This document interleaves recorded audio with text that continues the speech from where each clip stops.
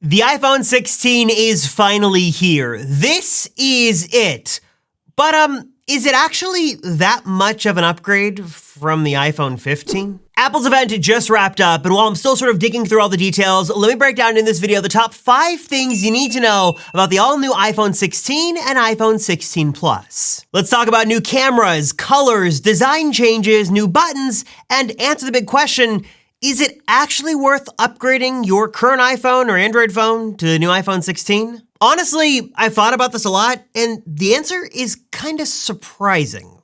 Let's talk about it. Okay, so I should start by saying that when we sort of have followed all the rumors for this phone over the last couple of months or so, we weren't really anticipating anything major. Most of the big upgrades were reserved for the iPhone 16 Pro and Pro Max, and the 16 and 16 Plus, sort of the regular phones, are essentially what we expected all along. For better or worse, this is another year of Apple sort of refining their iPhone strategy. There are no major design changes here. There is no revolutionary new technology. This is the same USB-C port. It's basically the same design we've had for the last couple of years, with some minor exceptions, of course. And yeah, this is a refined version of the iPhone 15, which was a refined version of the 14, the 13, the 12.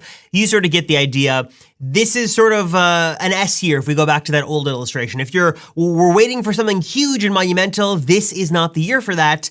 This is a refinement, for better or for worse. The big story with the iPhone 16 and 16 Plus is that it is basically a better version of what we've had before. And like I mentioned, not a lot has changed here with the exception of a couple of big things. First things you'll notice right off the bat will be some design changes. So the camera is now in a vertical orientation, a little bit of a smaller camera module there as to compared to what we had before. We've also got some new colors on the outside of the phone as well that it's sort of hard to see and sort of judge from press images, but they do appear to be a bit more vibrant and colorful than what we've had on the iPhone 15 and other sort of regular iPhones in years past. We've got a couple of new colors here. I think this is called Ultramarine, but correct me if I'm wrong in the comments down below. There's a beautiful teal color, pink, white, and black to choose from as well.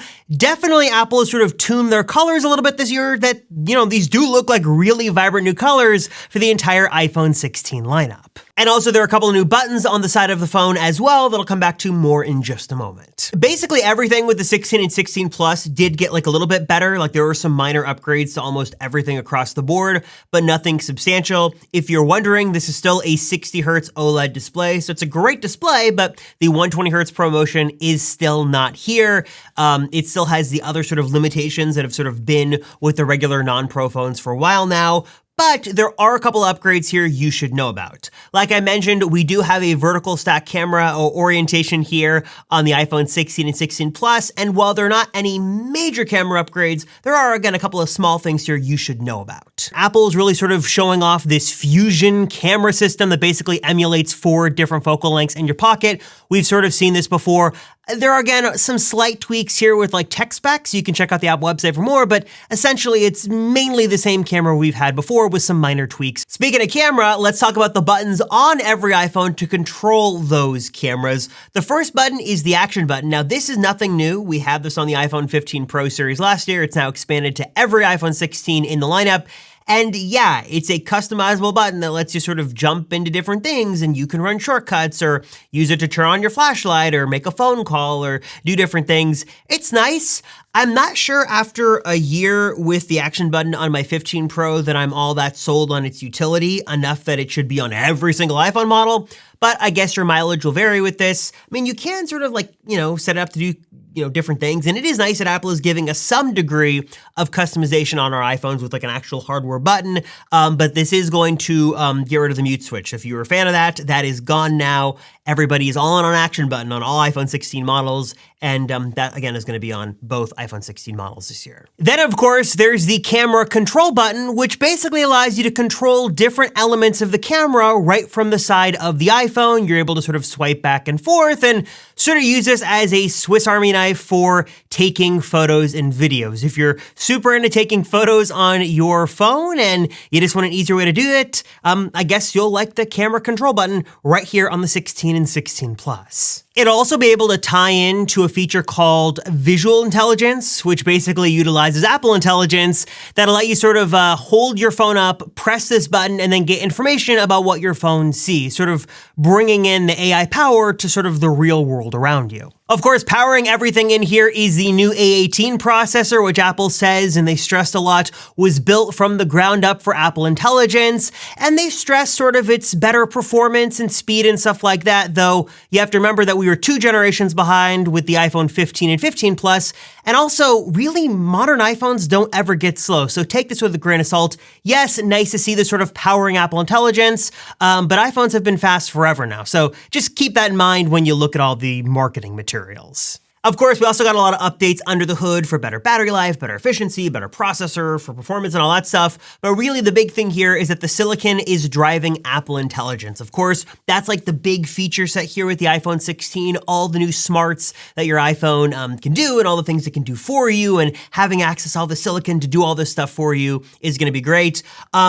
Apple Intelligence is sort of yet to be seen its effectiveness because we haven't really gotten to try it yet, so it'll be interesting to sort of try it out as it rolls out. But if you're someone super interested in this and you want to see how this is going to work, you don't have to get a Pro phone to try a full-fledged Apple Intelligence experience. So that will be here on the 16 and 16 Plus. Pricing remains unchanged. iPhone 16, $799, 16 Plus, $899, and 128 gigabytes of base storage for both models. Okay, so now that you know what is new with the iPhone 16, we've got to talk about some questions that need answered, like, is this really worth the upgrade? And this is where things are going to get a little controversial. I think how we used to answer this question was always looking at what was sort of coming next, and Apple used to be a lot more predictable. When we had the S series and the non-S series, you always would know that every other year was going to be a major iPhone upgrade. Then it sort of turned into every 3 years, and now basically every year, like I mentioned at the beginning, is a refinement. So you really aren't gonna have like one huge standout feature for most people that would get you to sort of throw your wallet on the table and spend your money right now on the iPhone 16.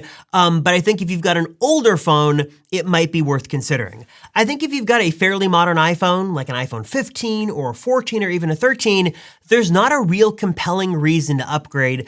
I guess if you were really in Apple Intelligence and you were all in on Apple's idea for this and you wanted to see how this magic was going to work, that might be the compelling reason, because no other phones besides the 16 series, I guess the 15 Pro to a certain extent, but really if you wanted to get a new phone, this would be the way to go for that route.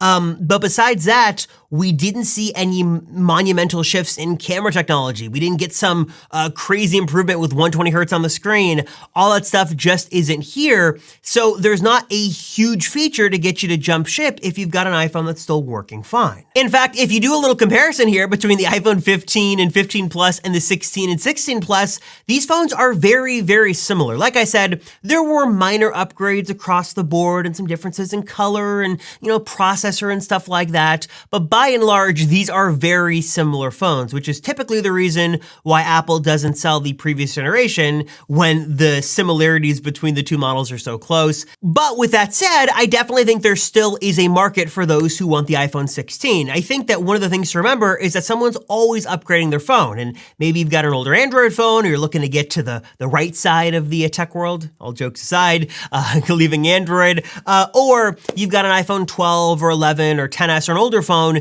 you're gonna see some significant upgrades here if you've got a phone like 4-ish years old. You are gonna get a really great 48 megapixel main camera that's gonna take great photos and videos. You're getting a beautiful OLED display, and you've got 2 options, a little bit of a smaller screen or a larger screen, depending on your preference in terms of phone screen size. Great speakers, you've got USB-C built in there, you've got the fast processor, a new fresh battery. I mean, all around, this is a really great phone to pick up, and I think it is a solid upgrade. I just don't think that many people need to jump ship if you've got a newer phone. There is maybe a case to be made on the Pro side that if you want some of the Pro features and stuff like that, you could sort of make the case that it's worth justifying that upgrade. But for the regular 16 and 16 Plus, not saying they're bad phones, not gonna say they're boring or anything like that, but I am going to say that if you've got a somewhat modern phone, I don't see a huge appeal and reason to upgrade, but if you've got an older iPhone or Android phone kicking around and you've got an itch for a new battery and better camera and stuff like that, iPhone 16 and 16 Plus are gonna be really solid options to go with. All right, and now it is your turn, folks. What are your thoughts on Apple's big September 9th event? iPhone 16 and 16 Plus, are you in or are you out? Are you upgrading or are you not? If you are upgrading, or even if you're not, tell me what phone you've got right now and why you're making that decision. And do you think Apple did enough this year? Do you think the iPhone 16 and 16 Plus